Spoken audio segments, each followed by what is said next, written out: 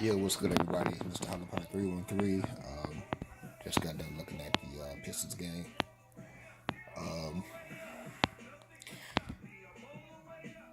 Fell short to Miami on the road. It was actually I saw a lot of issues, with this particular game.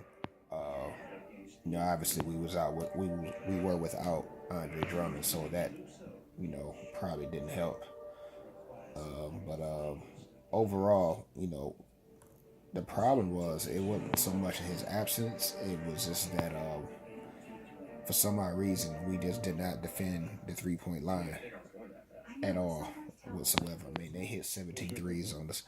And every time you get up 17 3 pointers to anybody, that's you pretty much in for a long night. So we fell short, 104 to 111 on the road against Miami.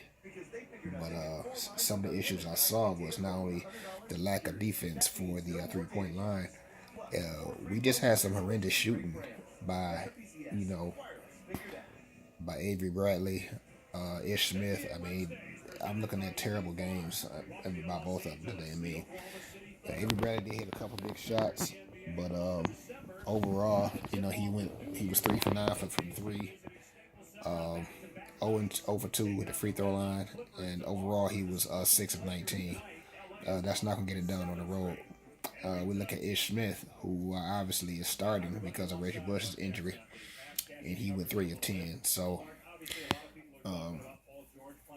if you're not going to defend the 3 point line, you got to hit big shots, especially at crunch times during the game.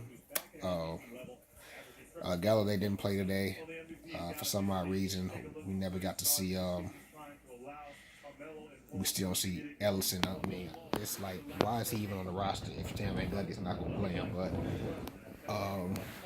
it's a tough game. I thought this is a very winnable game, but like I said, when you just give up 3 points, 3 pointers like you did, it's tough to beat anybody.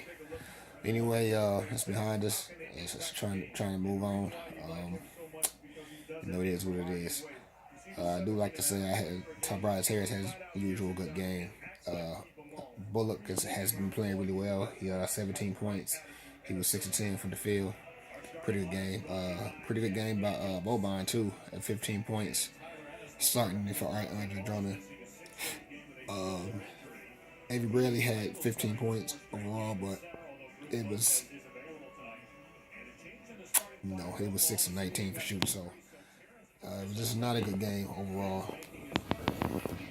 So we basically need people to stand up. I mean, especially with being depleted with injuries.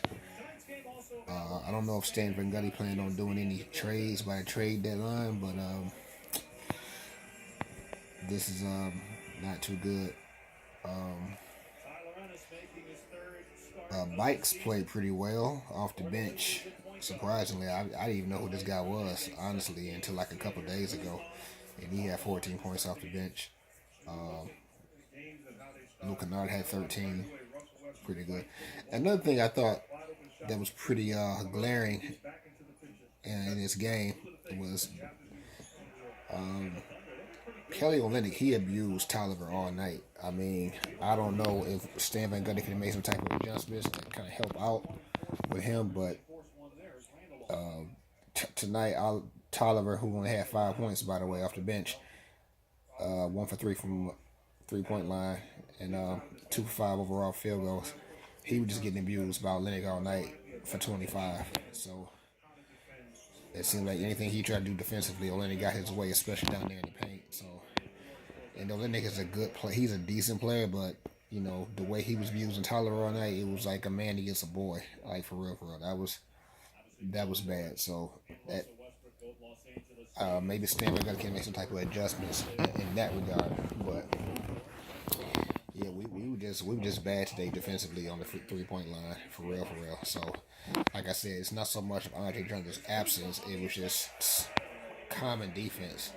I mean, look at their starters: Richardson, 22 points; Whiteside, 10 points; Olynyk, 25 points, like I mentioned; Dragic, 24 points.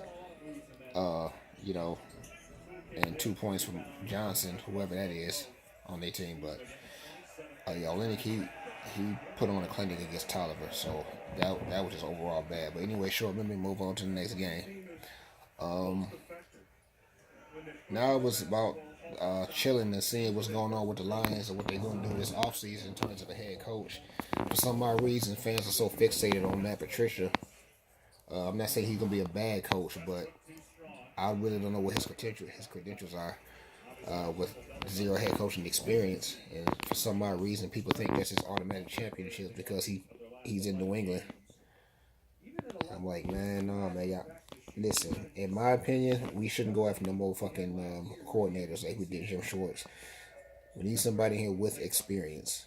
Period. No first timers. No, you ain't never been offensive coordinator. I mean, a head coach in your life. You know, just because you come from New England, that don't mean he gonna bring that championship pedigree over here, and all of a sudden we win NFC championships and shit.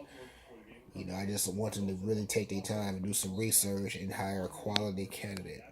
You know, that can really take this team to the next level. What else I want to touch on tonight? Now, believe it or not, I still believe in Michigan and Harbaugh. And first off, I'm going to say this. When I was a fan before Harbaugh, I'm going to be a fan after Harbaugh, period. So, I'm not going to bail out the Wolverines.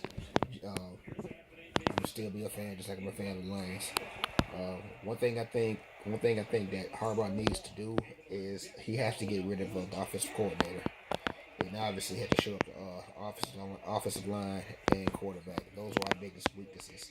We had an excellent defense throughout the season, but the big plays we've given up, I think, were because of fatigue, because the offense cannot stay on the field and sustain drives. So the defense is always out there, usually in bad spots when the quarterback threw a boneheaded ass interception. So, you know, if Peters was, vying for a starting position, he did not prove that in the Outback Bowl whatsoever. He had a horrendous game, and I don't think it's a question that Harbaugh needs to obviously go elsewhere next season when it comes to a starting quarterback. And I think that he will. We will be fine. You know, we see what we messed up at. We make a necessary adjustment this offseason. And, he's a hell of a recruiter. And I think we'll be just fine. So, go blue. Or go Harbaugh. And we'll just go from there.